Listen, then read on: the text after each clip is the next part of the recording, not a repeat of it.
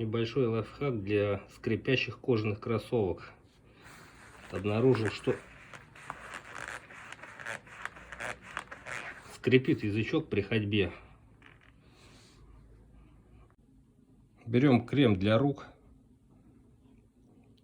и натираем язычок.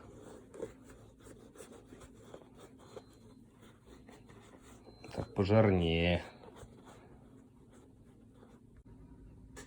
То же самое делаем со стелькой. Вот результат. Ничего не скрипит.